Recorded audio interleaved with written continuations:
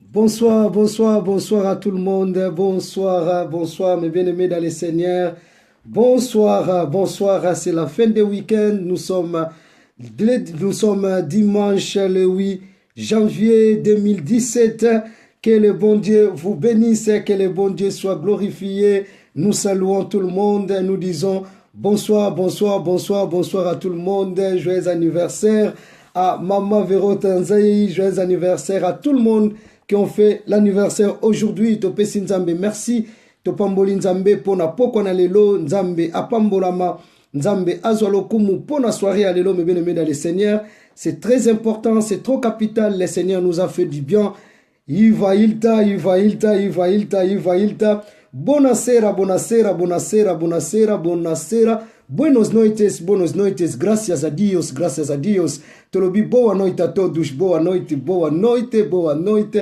Topesi mbote na bandeko nyonso, dobroveche, goedenavond iedereen, goedenavond. Good morning, maybe good afternoon. Yeah, I think now is good afternoon. Yeah, of good night. Let God bless you, let God bless everybody. Nzambe apambora bandeko nyonso. Toti kolekisa weekend malamu mebene dans le Seigneur. Nzamba salibiso ngolu ke tokutani lisusu na mukolo na lelo. Que le bon Dieu vraiment vous bénisse pona weekend malamu otolekisi car tosongeli ba programme na biso ya prière mebene dans le Seigneur. Nous sommes là pour prier notre Dieu, mais avant de commencer notre prière de ce soir, nous voulons partager une pensée de l'Éternel dans le livre de Luc chapitre 18. J'aimerais bien partager avec nous une pensée de l'Éternel. Tolingito partager pensée moko de l'Éternel, mes bien-aimés dans le Seigneur, dans le livre ya Luc chapitre 18.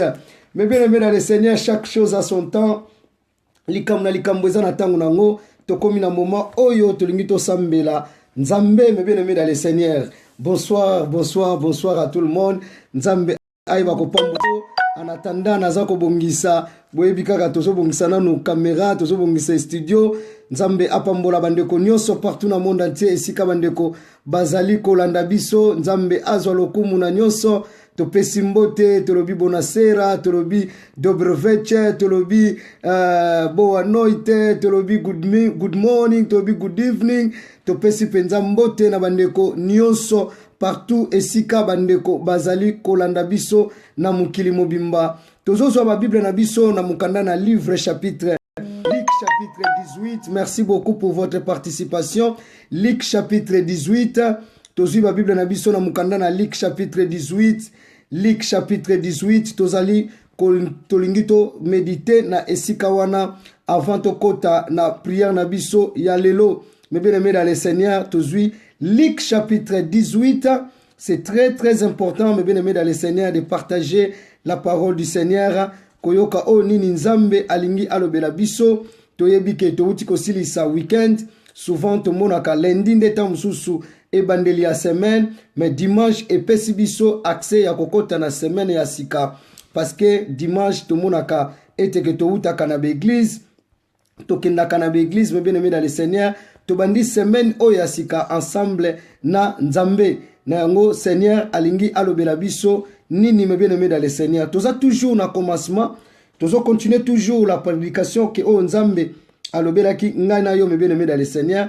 C'est très important et Seigneur na biso toyeba ke toza na commencement, kobosa na te ko sala bila ya vie, kobosa na te ke okoti ane ya sika, kobosa na te ko réfléchir, kobosa na te ke oluka osala vraiment makambu oyo ekoki kozala ya malamu mingi koleka okanisa e place outi okanisa esika ozali sikoyo pe okanisa esika oyo nzambe akomisi yo. Tozoganga bonane eza mabete mais ezali malamu na ane oyo nzambe apesi yo oyeba okosala nini na oyo nzambe apesi yo.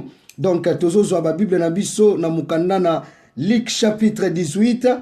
Ezali solo moko oyo epousse biso to partager na mukolo na lelo afin que tokota na mabondeli na biso ya poko na biso ya lelo me bien-aimé dans le Seigneur. C'est très important, c'est trop capital me bien-aimé dans le Seigneur que toyebaka ete ke nzambe alingi nini pona tina na bomoi na biso et surtout pour la vie chrétien na biso.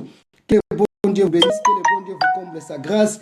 Nzambe a pambola biso tozana mukanda na Luc chapitre 18 du verset 1 jusqu'au verset 8. La Bible dit ceci, Jésus leur adressa une parabole pour montrer qu'il faut toujours prier. Donc Jésus, il adressa une parabole pour les montrer pour toujours prier. Donc Yesu alakisi bango lisese moko pona kolakisa bango esengeli tango nyonso esengeli ko sambela. Donc osambela tango nyonso eza une recommandation. Donc osambela tango nyonso ekoki kokoma pe lokola une obligation. Donc Jésus-Christ asepelaki ke alakisa baye kolina ye ayebisaka bango esengeli toujours prier. Car la prière c'est la prière. Car la prière c'est très important, c'est trop capital na vie oyo actuelle tozali me bien-aimé dans le Seigneur. Le monde est dans un système nango, le monde est dans un système oyo ke totanga ki na Apocalypse chapitre 12 verset 12 que Bible lobaki na bisoni na Apocalypse chapitre 12 babi esengo na babitan oyo bavandi likolo me mawa na ba oyo bazana mukili oyo ase parce que le diable a sous-dominé la kata mukili oyo. Donc le monde est un système, mais bien aimé kolingaka kozalaka distraité, kolingaka kozalaka toujours komitika na plaisanterie parce que mukili oyo tozali, mukili eza trop méchant, mukili eza na makambu ya mabe, mais bien aimé dans le Seigneur. Na yango il faut linga ozala prudent, ozala veiller. Jésus-Christ a tinda kibiso lobi veiller et prier. Parce que tozo kutana na makambu, tozo ko kutana na makambu o eza ko lié ba vie na biso, eza ko se répéter voire même mais il y a des fois nous disons que tozo prier mais tozo mona lokola net eza na ba puissance moko et bloqué yango. O mona ko ba bonane, muto ko kota na ne asika mais akobeta 15 ans, 3 ans, 10 ans soka sali bila azotika la kaka les mêmes. Au lieu muto a évolué mais muto sa ko évoluer té. Or volonté Nzambe ezali to évoluer peut te prospérer en tous égards. Que le bon Dieu vous bénisse. La Bible dit ceci, Jésus-Christ montrait il faut toujours prier et ne point relâcher. Wana na Luc chapitre 18 verset 1. Donc na ane otokoti esengeli oyebake Nzambe ayebisi biso ke ozosala bilan ya ane na ba oyo lekaki na esika yo zali pe na esika yo zokende. Et le Seigneur azolinga ayebisa biso eteke il faut toujours prier et ne rien relâcher. Or que Esaïe ayebisi biso nini? Esaïe lobi Nzambe tokotika yo kimia te soki nanu tomoni délivrance ya Sion te. Or Sion ezanga na yo, Sion eza vie ya famille, Sion ekokoza la santé na yo, Sion ekokoza la ba problème o tozala kanango me bien dans le Seigneur. Ezana ba problème o tozana ngo yango na jamais tokoki kotika Nzambe kimia tant que nanu tozwi solution nango te. Tomonaka etant que ba parents bazali soki mwana aza kolelela yo azana posa ya eloko okomona mwana kotiko kimia te. Ata tungisi yo tisuka suka nango osala nini okorelache. Na yango batu bi lokola biso ba o tozana ba problème bien aimé dans le Seigneur tokoki kotika Nzambe kimia te. Po Nzambe asala biso ba oyo ba yina biso sans cause. Biso ba oyo tokoma na ba binemi sans cause. Osala no batu mabete mais batu ba koma ko sala ba binemi. Yo moko comprendre te yo za na binemi te mais batu ba sala yo binemi na yo. Okoma ko comprendre te combat sur combat et les problèmes sur les problèmes. Donc Nzamba sepelaki et Nzamba lingaki ayebisa biso na Luc chapitre 18 que nazo pesa bino parabole oyo afin qu'il faut toujours prier et ne rien relâcher. Alors toyo kalisolo inangwe zalaki ndeni. Il dit, il y avait dans une ville un juge, ne craignait point Dieu. Donc ce juge ne craignait point Dieu et qui n'avait des regards pour les personnes. Et il y avait aussi dans cette ville une veuve qui venait lui dire, fais-moi justice de ma partie adverse. Fais-moi justice de ma partie adverse. Pendant longtemps il refusant, mais ensuite il dit à lui-même, quoique je ne craigne point Dieu, et que je ne regarde pas pour personne, néanmoins, parce que cette veuve ne m'importe. Je lui ferai justice afin qu'il ne vienne pas sans cesse me casser la tête. Ça, c'est le juge qui est en train de dire. Le Seigneur ajouta, le juge inique, et Dieu ne fera-t-il pas justice à ces élits qui crient en lui jour et nuit? Il ne tardera-t-il à leur regard? Je vous ai dit, et leur fera proprement la justice. Mais quand le Fils de l'homme viendra sur la terre, trouvera-t-il la foi sur la terre? Donc ça, c'est Jésus qui est en train de dire. Donc ne point relâcher. Alléluia. Lobananga nakotika te. Donc ngana kotika sujet mon côté. Oyo ke nanu na sengile ngo panzambe na nzamba pesinga te me bien-aimé. Comment ngana kotika? Ndenge ndeko moko tozo solola tozo sala fantiga bi Yesu ya kaka toke nga bite. Soki Yesu akoya aya no ne pa na bino. Biso Yesu aya na pona nutongindi te. Po maloba oyo nzamba lobaki na biso nanu ekokisa mite me bien-aimé dans le Seigneur. Siko nzamba ngo azamokosi. Nzamba ngo azamokosi. Bible lobi ke nzamba azamona mokosi te. Po akosa me bien-aimé dans le Seigneur. Ngana zana ba sujet oyo ngana yebisa nzamba salela ngana vie. Soki nazalaka na Afrique na lobi nkolo na posa na kende Europe. Na mona déjà Europe mais eza lola te. Na senga ka nzambe pesanga mukanda. Opesinga mukanda. Salinga soki nationaliste soki ya ekolonine. Mais nazana ba besoin toujours me bien-aimé dans le Seigneur. Comment que ngana yo na ko relâcher na kotika te lobana ke na kotika te. Donc cette année eza année à ko relâcher te. Bato batika ka baza ba lâche.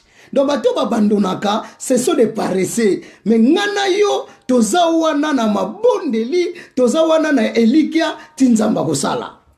Mutu mo pesinga amen.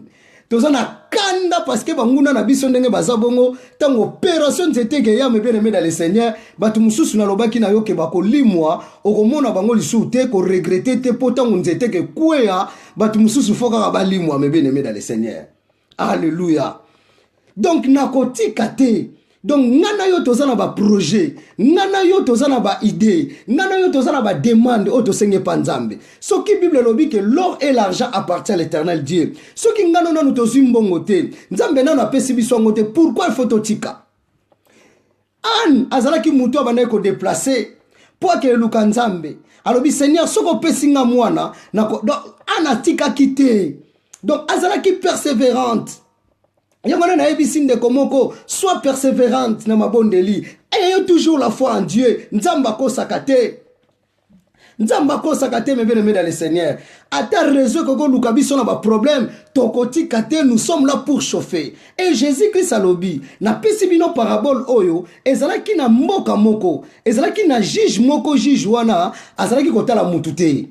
Donc juge wana kuta banene kutu kobanga nzambe te. Oui, bien sûr. Soko tali atana 1 Timothée chapitre 1, nikoleke ya toko fungula ngo, Bible lobi nini yokanga malamu. Bible lobi ke prier pour na ba konzamboka oyo. Pour bon vivre vie moko désirable. Yoka. Donc c'est que ça na babiloko mususu bango batu ba bloka kango. Yango na moni Bible lobi tozo kobunda na ba domination, na ba autorité, pe na ba principauté. Yango na mona kati ya mukili ezala ba dimension na ba dimension. Batu musu baza normal. Batu musu donc baza na kate. Batu musu baza ba esprit. Batu musu baza ba autoritaire. Donc balobi ke faut bon mener vie moko boy. Yango na mona ke dossier moko ekangama. Soko prier okomona bro il y a le déclenchement. Donc yango na yoko ki ko tikate. Ngana yo to lokola ba Daniel. Daniel a sali prière il y a 21 jours. La Bible dit ceci, premier jour que lorsqu'il pria à l'Éternel, Nzamba a exaucé. Nzambe tanga yokiye mais libondele Daniel bakangia ngona deuxième monde et pas ba roi ya ba perse na ba mukili oyo et Bible lobi Daniel a persévéré. Nzamba yebisi atuni Nzambe Seigneur bandaka na bandako prier mais telelanga likambo Nzamba tindi ange aketala boy akeko bunda parce que ça qui déjà bloqué. Donc ngana yo tozala ba biloko oyo tokoyeko tika Nzambe te soki na ntomoni yangote. Donc toza lokola déterminer lokola ba Simeon. Simeon zala ki mwana mobali mais ozala ta Simeon na Oza mwasi et pas Nzambe Nzamba sala ka exception personne. Donc la Bible dit ceci, je vous ai adressé cette parabole pour toujours prier et ne rien relâcher. Alors il y avait aussi une veuve dans cette ville. Donc na kata mboka oyo pe zala ki pe na veuve. Mais bien aimé dans le Seigneur. Et zala ki pe na veuve moko na kata ville oyo. Veuve ango zala ki na problème. Bible lobi à chaque fois abana ko se présenter par un juge oyo. Juge a commis na moment moko a lembi. Alors, moi, si on pensa à l'embissinga, mais bien aimé, il y a des problèmes et des problèmes. Il y a des blocages et des blocages. Il y a des pauvretés et des pauvretés. Il y a un gens qui ont faim, qui ont famine. Et ça, bateau ba leki na ba souffrance, bateau ba leki na ba moment, bateau ba leki na ba état. Ndenge ko oya yembaki ke son âme repose en paix. Soke yeli yote okoye ba douleur na yangote. Ba marka ba tulokola biso ba wana na koki kotika Nzambe te. Moi si oyo ayebaki ke juge oyo yende mutakataka makambo bato. Donc ce qui juge wana yebisi na 6h yaka aye wana na 7h yaka a se présenter yango na koma kote ya yo kumba me yango na koma ko yemba yo kumba me yango na koma ko sambela yo kumba me. Mais bien aimé dans le Seigneur, il y a des choses mutu muso tuni poni bo prier. Un jour ba grand frère na ngamo ko ba moni ba bi me pasteur yo père moko tolekisi. Comment mutu ko sambela bo lokola neti mutu ba ya noa. Pour battre la noix dans son noix, exact dans le noix. Donc prier dans comment on la noix. Donc pourquoi? Parce que aïe habiter mais bien aimé dans le Seigneur. Mon collègue amoni n'a amoni bien petit mundele. Amoni petit mundele on sera mikate mais tu les lo on s'aga pasteur pour musala non na ebeli angwana. Et voilà mais bien aimé dans le Seigneur. Donc on a des sujets que ce soit le temps. Que ce soit le climat, mais bien aimé dans le Seigneur, celui qui souffre a droit de compassion. Celui qui a des problèmes, c'est la personne qui cherche Dieu. La Bible dit ceci, dans leur détresse, invoquant le nom de l'Éternel. Alléluia. Donc dans leur souffrance, invoquant le nom de l'Éternel. Dans leur maladie, invoquant le nom de l'Éternel. Et l'Éternel la délivrera. Mais bien aimé dans le Seigneur. Dans Psaume chapitre 50, verset 15, la Bible dit, invoque-moi le jour de ta détresse, invoque-moi le jour de ta maladie, invoque-moi le jour de ta pauvreté, invoque-moi le jour de ta angoisse. Et moi, l'Éternel Dieu, je te délivrerai et tu me glorifieras. Dis avec moi, et pendant que la femme, il cherchait ce juge, la Bible dit ceci, un jour, juge wala la munki. Alobi non. Na lembi penza. Ne bata mukili balobaka trop c'est trop. Le longa fona kataka likamba mwana mwasi oyo parce que alembi singa. Mais bien aimé. Tozana bato baza bato tingama. Tozana bato batingama kapenza. Donc tokoti kate lokola ba Élysée. Ba yebise ke ba biyo yebite ke lelo prophète nzamba zolongola lobinga na otikate. Je ne t'abandonnerai point na kotika yete. Titango yaki kozwa double portion. Yango bo lukaka nini nango na ba prière. Biso tozala makambo ebele. O biso tozolo lukila nzamba sala. Biso tozala makambo ebele. O biso tozo senga nzamba sala. Na yango me bien-aimé dans le Seigneur, la Bible dit ceci, Jésus-Christ disait et parlait à propos de ces paraboles afin que vous devez prier, il faut toujours prier. Il faut toujours prier, qu'il ne faut toujours prier et ne peut se relâcher. Tokoti kate me bien-aimé dans le Seigneur. Et la Bible dit ceci, pendant longtemps, juge a refusé. Mais ayako comme un jour, mon juge wana alobite, ngandenge na zabongo na lembi. Donc fona kataka likamba mwasi oyo. Yoke loko sepeli sangai. Na verset 6, le Seigneur ajouta, entendant ce que dit le juge unique. Et Dieu ne fera-t-il pas justice à ses élus? Dieu ne fera-t-il pas justice à ses élus? Dieu ne fera-t-il pas justice à ses élus? Qui ne craint, qui le crie à lui jour et nuit? Et tardera-t-il à leur regard? Et bon nzambe, soki kutu mutu oyo, azalaki kobanga nzambe te, ayeba kopesa solution ya mwasi oyo. Ebongo nzambe nalobi ebongo nzambe oyo aza mwana na moto te, ebongo nzambe oyo asala likolo na se, ebongo nzambe oyo asimba likolo pe na se, banda likolo etelema ekweyaka te, ebujaka pe te, bambulwa na bakake minene beta. Oh nzambe aza merveilleux, natali na se tango natambolaka lokola neti naotambola na tapi moko boye, eza mystique. Nzambe oyo asalaka ke nzete moko boye ezala na mulai nango, nzambe moko boye asali lilala azingi yango deja ne lambango. Tala nzambe wana za mystique. Alors bebongo nzambe akoki kobosa na ba Eli na ye. Ce soir il y a un Eli o azolanda maloba oyo. Ce soir ezana Eli moko azoyoka maloba oyo. Yote muto ponaki nzambe, yote muto kanisa ki nzambe ke salanga na existe. Soki nzambe asepela ki yo existe, c'est que yo oza Eli nzambe. Na lobi c'est que yo opona make pa na nzambe. Ozalaki mutu moko uta le premier jour olingaki kutolimwa, uta le premier jour en naissance ozalate. Mais le Seigneur comme il est bon, le Seigneur comme il t'a choisi, le Seigneur comme il t'aime, le Seigneur comme il t'aime, alingakayo. Est-ce que yekuta ko tarder pona ba eli na ye. Alléluia. Le bananga nazaya eli nzambe. Nazamo pona mina nzambe. Nazamo pona mina nzambe. Alors biba est-ce que nzambe sikoyo akoki kobosa na bato bazo crier pana ye butu pe moi nzambe wana kobosa na bango nzamba bosa na kabana ete na sepela kana chapitre oyo pendant que peuple Israël bazaki kolela la Bible dit ceci: l'Éternel Dieu n'abandonnera point son peuple.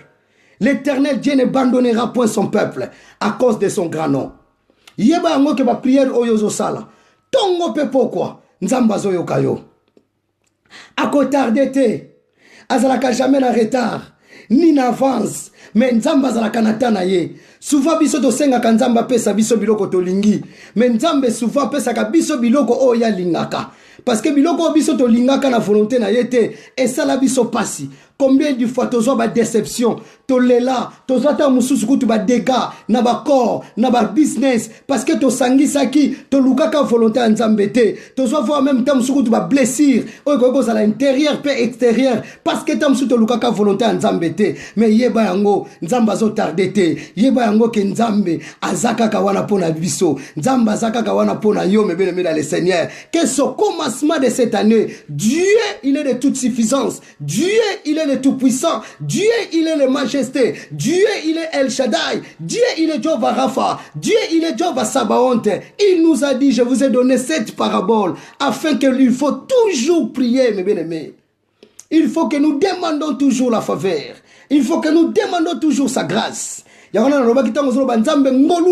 Décortiquer cette grâce. Panzangolu ango kolobaka ngolu te yebisa nzambe na posa ngolu ata ya mbongo nzambe na posa ngolu ya makasi nzambe na posa ya ngolu ya liberté nzambe na posa ya ngolu o senti que mutu mususu ngolu akimi pesa belei kosuka kaka na ngolu te décortiquer ngolu ango développer ango parce que que veux-tu que je fasse pour toi et Bartimée répondant à Jésus que je vais voir. Donc il faut la ki sa nzambe ba posa na yo que cette année que 7 mois, Seigneur, moi j'ai besoin de ça. Comme il est le Père, comme il est le bon Père, comme il est un bon parent, alléluia. Comme il est un bon papa, alléluia. À cause sakate, me bien-aimé dans le Seigneur, à tonda na nyoso, na mona Abraham, na mona Salomo, baroba Salomo azala l'homme riche, na katia mukilioyo. Mais en aucun jour, Salomo a osa, alo banaba non, venez à moi, vous tous qui êtes fatigués, chargés. A osa kututata na mukili oyo, na mona ba roi mukili oyo, ba osa kakutute, na mona ba chef mukili oyo, to uta na famille ba tambongo, na mona ba osate, yakobenga batu nyoso ata batu a quartier, ako kokate. Mais moi j'ai quelqu'un, il s'appelle Jésus-Christ de Nazareth, Yoshua Mashiach. Il n'a pas osé, mais comme il est capable, l'admirable conseiller, Esaïa Lobaki, puissance ne se qu'il sur Paul Naye, Bakobengaye, fils de Dieu, le roi des rois, le seigneur de tout siècle. Il s'appelle Jésus. Alors venez à moi, venez, venez, que ce soit votre tribu. Alors yake pananga, que ce soit au avortaki, yake pananga, que ce soit salaki mabe, yake pananga, na mona kamabe amutute, Yesu wana, aza présent na poko la lelo, alobi na yo, ko bange lo côté, yenda za le vrai juge, yenda za le vrai législateur, ce qui juge oyo, apesa ki, moi si oyo réponse, mais il juge oyo aza mutamukili, akufa tika la kose kwate, mais oya yo, aza le législateur, il est le même, azala kina Abraham, il est le même, azana yo lelo, pe il restera l'éternité d'éternité, yona ba descendant na yo, Jésus-Christ wana, ako régner le même, toujours étant que Seigneur. Alléluia. Alléluia. Alléluia, mes bien-aimés dans le Seigneur. Car il a dit cette parole, afin que vous, il faut toujours prier et ne point relâcher. Car c'était notre exhortation de ce soir. Au bandit, ce qui troisième semaine, ce qui deuxième semaine de l'année, sachant que il faut toujours prier. À ne point relâcher, mes bien-aimés. Yongana no lobaki. Tsanzamba ta épreuve. Tsanzamba ta épreuve. Ndenge Eli mukolo wana na babal. Batelemi. Ayebisi bango bobele la penzambe na bino. Oya babal missing ni projet bal na bal. Mais bien aimé, yebango ke banguna na yo. Bakozana na aucun signe. Bakozana na aucune puissance. Likolo bomo na yo. Nalobaki, comment t'as dit sujet? Sans bene preuve. Lobana dit sujet oyo. Tina ko koma ta oyo. Seigneur, salanga boye. Nzambe oyo kaka. Ako sala na ta na ye convenable. Merci beaucoup pour ngonga na biso parce que ça qui exhortation na biso ya poko lelo. Dans mes pensées, je croyais qu'on devait prier, mais le Seigneur a voulu parler à son peuple.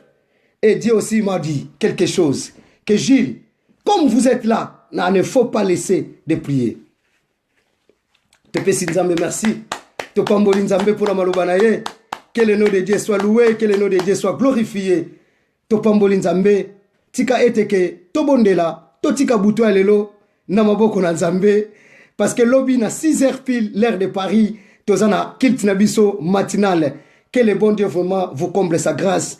Que semaine oyo ebandi semaine malamu souvent ndenge tolobaka tondoy ko kanisa lundi soko tali yango tamusuna balate babenga yango segunda babenga yango deuxième jour donc ba considérer ka dimanche lokola premier jour de la semaine donc to bandi semaine asikalelo ke nzambe to mitike pa na nzambe peut-être lobi bana ba okende classe peut-être lobi bana musuba zongi vacances ngana yo pambola nzambe pona liloba nzambe to yoki na tongo na poko ya lelo ba misusu pona butu ba misusu pona tongo ba misusu pona après-midi pona bandeko ebele ya États-Unis bazolanda biso vraiment partout ke nzamba pambola bino banda ko bondela nzambe banda ko pesa nzambe merci to pambola nzambe pe to tika semaine oyo na maboko na nzambe to bondeli alléluia bondela nzambe alléluia alléluia alléluia Seigneur te pamboli kombo na yo to kumisio parce que liboso na yo sima na yo nzambe mususu azate. Merci parce que le beli biso Père de gloire grand Dieu. Merci pour na bolingo na yo. Merci pour na mawana yo papa. Na kumisio na sanjoli yo Père de gloire. Na netoli yo Père céleste. Tika ete ke lokum ke ma sanjoli. Ezonga na mboka na yo Père de gloire. Na kumisi kombo na yo Père de gloire grand Dieu. Nzambe merci Père de gloire grand Dieu. Merci, merci, merci. Merci papa nangai. Merci nkolo. Merci pour na poko na lelo. Merci pour la semaine oyo kolo na bilaka. Tobandi kotika semaine oyo tokoti na maboko na yo. Nzambe tobandi kotika bana ba okende classe na maboko na yo. Père de gloire grand Dieu parce que oza nzambe na lola. Pambolama, pambolama. Semaine na maboko na yo nzambe. Semaine na maboko na yo. Semaine na maboko na yo. Butu na maboko na yo Père de gloire. Nzambe kumbama, kumbama. Bondela. Yesu. Nagologota. Yesu nanga alonga ki satana Yesu Jehova yango talatina ngai na koyembela yo tango nyonso na bomoi nanga mosusu azali te kaka yo Yesu nanga yokufela kinga na ekulusu. Alléluia. Mes prions, demandons la présence de Dieu dans notre maison, dans notre demeure, dans notre santé, dans notre famille. Alléluia. Nanzela bana bako kende classe. Semeno na maboko no nzambe. Soki yo batelite, soki yo sungite, nzambe mususu azate. Mes prions. Prions, prions, voyons la puissance de la croix. Yebisa nzambe na yeko tika bomo na ngana maboko na yo. Na yeko mitike pa na yo parce que nzambe soki yo batelite, soki yo sungite, nzambe muso azata ko sunga ngai. Nzambe muso azata ko kamba ngai. Nzambe muso azata ko pambola vina ngai. O mokonzi na bakonzi, Yoshua Meshia, yonde nzambe, yonde likia, yonde confiance. Nzambe okosaka te, batu nyonso balika ke pa na yo, bazalaka jamais confie. Seigneur, nous voici devant ta présence. Nous voici Père de gloire. Tomaniko tika reste ya mwana maboko na yo. Anemo bimba na maboko na yo. Zambe, yone mobateli. Zambe. Alléluia. Ekulusu, ekulusu, ekulusu. Quand tu es Dieu, tu resteras le seul Père de gloire. Zambe pambola bon. Pambola mamo kondina bakonzi. Pambola ma Yesu. Na ekomitike pana yo. Mosusu azate Yesu. Azate pa kozalate. Kaka yo Yesu. Bondela. Tika famino na maboko na nzambe. Tika ba projet no na maboko na nzambe. Lobela nzambe likambo na poko na lelo. Lobela nzambe likambo na poko na lelo. Lobela nzambe likambo na moi na lelo. Lobela nzambe mokonzi na bakonzi za yo. Mwasi oyo alembaki te koyebisa nzambe.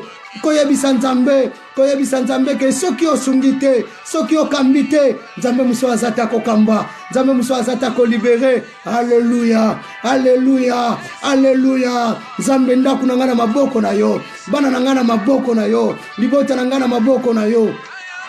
Talatina Yesu ngai nakosambela yo tango nyonso na bomoi nanga. Yesu oyo mosusu azali te kaka yo Yesu nanga yokufelaki nga na ekulusu. Seigneur, c'était là-bas que tu avais dit tout est accompli. Nesika wana Yesu yolobaki tout est accompli. Nesika wana Yesu lobaki tout est accompli.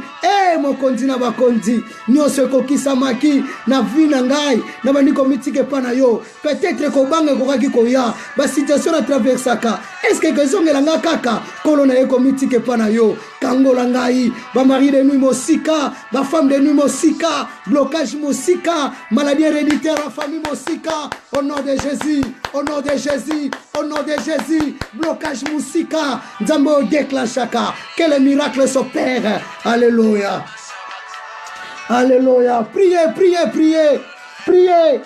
Kunana ekulusu Yesu agangi au nom de Jésus. Mais bien aimé, oh nous sommes ezako se répéter na vie na yo, ezako se répéter na famille na yo, banda ko neutraliser yango, banda ko détruire yango na kombo na Yesu. Kolemba te, kotika te ko sambela pona sujet oyo. Priez pour ton dossier, prie pour ta santé, prie, prions. Alléluia.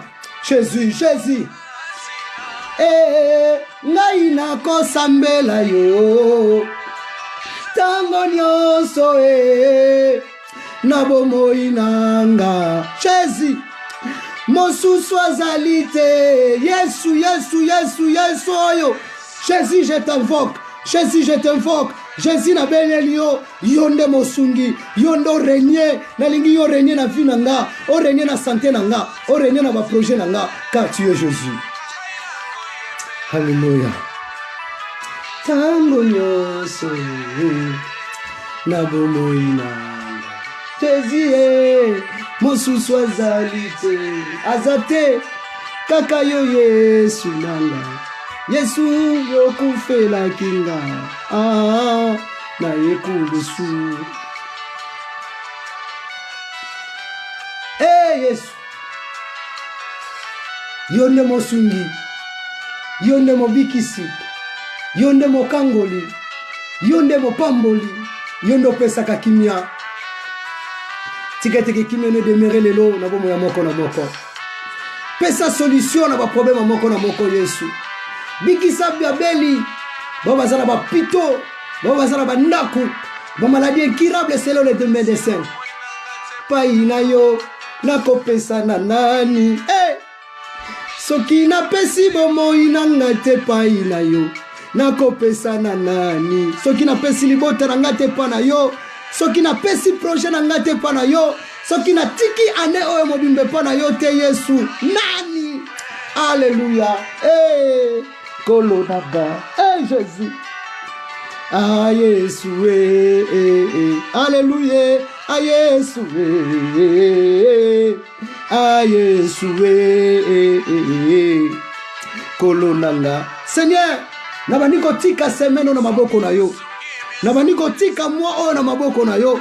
Nabaniko tika ane o na maboko na yo. Soki yo sungi libota nanga te nzambe nanga. Nani mosusu bele yo papa. Bobele yo papa. Yesu bobele yo papa. Kolonanga. Jésus bobele yo Jova. Bobele yo papa. Bobele yo papa. Kolonanga. Yes, merci Seigneur. Merci Jésus, merci Elohim. Merci Adonai. Merci, merci Seigneur. Merci Seigneur. Merci Seigneur, merci Jésus. Pongana bika. ponga nabika ponga nabika kolonda ngai nagumba melio Yesu togumba melio Yesu togumba melio Yesu Seigneur, merci, merci Père de gloire. To pambolio, to komisio. Pambola nzambe parce que yo kibiso me bien-aimé dans le Seigneur. Kumisa nzambe na nyoso. To pambola nzambe parce que aza Elohim, aza Adonai, arosala au-delà na oto sengi. To pamboli nzambe. Alléluia, alléluia, alléluia, alléluia. Seigneur, merci. Merci de ta présence. Merci pour la présence na yo kotikat na bo na biso. Moi je sens l'onction, je sens ta présence. Merci pour na ndeko moko na moko, na poko na lelo, na butu na lelo, ndakune zingami na présence na yo Yesu. To kumisi kombo na yo to pamboli yo parce que nzambe oyo yo kaka mabonde na bato nyonso bayake pa na yo. Tondimi Seigneur oyo kibiso na poko na lelo, tondimi parce que nzambe malamu, que ton nom soit élevé à jamais pour l'éternité, l'éternité. Merci pour la protection, merci pour ma pamboli, tout ce qui reste à semaine na maboko na yo, tout ce qui reste à moi na maboko na yo, to pamboli nzambe na bilaka. Tondi kozana biso na reste ya année oyo Père de gloire grand Dieu tika eteke lo kumuke masanjoli ezonga na mboka na yo to bosanité bandeko nyos tu baza souffrant ba veuve ba orphelin na maboko na yo Père de gloire to bosanité ba prisonnier bandeko musu baza ba innocent nzambe sala et justice na yo to bosanité bandeko musu Père de gloire baza na bopito na ba soins intensifs nzambe yo ndoza les guérisseurs to bosanité sana batu musu bazo yo kapasi me ba koti na ba scanner ba koti na ba pareil maladie monanité mais yonde nzambe no muto bikisaka to bosanité sana bande comme so passer ba moment très difficile yondo za omniscient omnipotent nzambe oyo sunga kanyoso to bosanité bato ba bwakami nzambe yo lokotaka bato ba bwakami to bosanité nzambe ko bonela pe bande ko o ba ebiote yondo muto sonda ka le cœur et les reins oyebaka to bosanité Seigneur nana lembi pesa makasi nana kwei telemisa Yesu sokoko ya ko bosana biso te na bo continuer likolo simba bikondima na biso. Merci cher Saint-Esprit, merci pour lui mon santo, au kamba biso pour diriger biso, au révéler biso ba chose cachée, to pamboli kombo na parce que nzambe malam, to kumisi yo mozalisi na likolo penase, na kombo na Yesu, o zali mo kondi na ba kondi nyoso, neto bonde to lobi. Merci Seigneur Jésus-Christ. Merci Seigneur Jésus-Christ. Merci Seigneur Jésus-Christ. Amen. Amen. Amen. Amen. Amen. Amen. Que le nom de Dieu soit loué, que le nom de Dieu soit glorifié, mes bien-aimés dans le Seigneur. Bandako ya poto yo, mo chauffe, et mo distraction, mo dose yo onction, mais tout ça la nini, nzambe asunga biso, nzamba monisa mana nyoso, bon. Balobi pe que tous à la occasion de chitite pe pona batu. Bon, to peska nzambe merci, to pamboli nzambe, to yebi ke lobi batu mususu pe ba kokende misala. Donc mais moi j'ai ça l'onction de Dieu donc n'a transformé déjà donc ba yebi déjà que non que le Saint-Esprit a continué kozana biso exhortation o eza pona ngana yo nzambe apambola biso. Donc to yebi ke lobby de lundi au samedi tozana. Merci beaucoup nzamba opambolama. Alléluia. Tokosomba ba villa na biso moko. Amen. Nazuango. Eza ba sujet to sambelaka. Jamais na otika sujet ote. So nzamba na apesingate na croire. Amen, amen, amen. Nzamba pambola bino penza ebele koleka tokutani lobby na 6h. Donc lobby na 6h tia alarme. Lobby na 6h l'heure de Paris tozawana ponato sambela nzambe topesa nzambe. Merci, mes bien-aimés dans le Seigneur. Puis, tu continues la semaine, comme vous savez, chaque mardi. Tozawana chaque mardi. Et pour la jeune prière, na biso, tina 18h. Partout et place où tozali, nzambe asunga biso vraiment. Puis, tu yebako, mitika et pas nzambe. Mes bien-aimés dans le Seigneur, yebake vie chrétien, eza vimoko, oyo, et sengeli, ole kaka, naba sacrifice. Nzamba yebisi biso to prier toujours selon Luc chapitre 18, verset 1 à 6. Et ça vraiment très très important. Tu as dit que le climat, temps, et mabe, mais et ça fait très important. En tout cas, on a vraiment beaucoup de soutien de prières pour la émission Nabiso Oyo. Et pour la prière Nabiso Tozo Sala, on a vraiment beaucoup de soutien vraiment de prières parce que là vraiment to bosanité thème na biso ya père délivre-nous du malin to bosani yango thème bien aimé dans le Seigneur mais toza suna ba thème belé o nzamba pesi biso mais to kosukisa kala mingi te thème wana maloba na nzambe sila kate tam sulinga le kokoza la moi mpe ndenge tolobaka yo ko sukisa ko yede ngai mais le Saint-Esprit opesa biso to continuer sachant que musala na nzambe ndenge yozo sambela mungu nazo sepela te ndenge yozo kota ba prière ndenge yozo ko évoluer ako sepela te ndenge yozo déclencher ndenge toza ko dévoiler misala na ye ako sepela te na yango to sengi vraiment la Bible dit ceci soutenez-nous les uns et les autres ngana koko yana liloba yo koko yana prière koko yana idée donc biso nyo suto osangisa donc ne voyez pas que kaka notre frère Gilles ndemutaza fort que te donc na ko la pasteur comme don mais je suis votre frère donc à dehors il y a frère à dehors à pasteur naza parent donc naza papa donc voilà un peu que donc vous devez aussi me soutenir dans votre prière na ba conseil na bino afin que to kende musika sans oublier tout ça na troisième point il y a leçon morale et le ezalaki bilan yami balé ezalaki ko réfléchir et yami sato ezalaki nini yami sato ezalaki nini OK ngana opesa to yebi biso nyos tout alors que nzamba pambola biso tema toza na commencement toza na ebandeli ndena ebandeli to tsa ba base pe to yeba nini to ko sala na nzambe tango nzamba opesa biso nini to sala sans oublier toujours nous rappelons pour notre ne bandeko musuba obi to yoki loba na nzambe est-ce que on peut sceller ça on peut oyo nzamba ko tinda yo sala osali mais nous sommes là plus que tozo sala ba action humanitaire toza ko aider bandeko na biso yesu alobi nazalaki na prison boyaki kotala ngate nazalaki ko bela bo visiter kingaite nazalaki na nzala bo pesa nga biloko kolia te la vie chrétienne c'est soutenir les uns entre les autres donc nous sommes là très bientôt là nous allons lancer déjà notre action. Merci beaucoup pour bandeko oyo baza ko contribuer pe ba contribuer qui pe merci beaucoup tous la participation na biso et que ça la biso force car l'union fait la force afin que tout ça là pour na lokumu na nzambe donc nous travaillons et nous faisons pour na lokumu na nzambe et ce qui nzambe a touché yo olobi que non oyo ngana pesi pasteur pour mela mai nzamba wazanga te ko pambola yo donc lorsque tous autres na compte na biso na affiche na biso compte na biso zawana préciser mes bien-aimés dans le Seigneur. Donc, ce que vous avez pour les orphelins, pour les veuves, et pour les bandeko bazotanga, et puis pour les bandeko missionnaires, musupeto et daka. Donc, préciser. Ce pour monique non, on a tiré, pour ta mususu ofuta abonnement, pour ta mususu pepo omelata J, et ils allaient lipamboli. Mais la précision est très important, parce que nous, tout le monde est contrôlé. Donc, toujours boya, tout le monde est ça comme tout le monde. Donc, toujours le monde est mouké, et tout le monde droiture moko boy parce que Jésus-Christ a béni biso na droiture. Donc je suis votre frère, que le bon Dieu vraiment vous comble dans sa grâce. Na souhaité biso vraiment semaine malamu ensemble na Jésus sans oublier le Seigneur nous a dit tokotikate sans que jijwana katalikambu. Donc jijwana zanani yemoko le vrai législateur comme Isaïe le bito kotika la kimia te sans que sa réponse pour na Sion. Donc nous sommes là toujours donc tout le monde a ni lobby na 6 heures kobo sanate ko partager pe message koyebisa pe bandeko ke non tozana bangonga boy pona ba prière.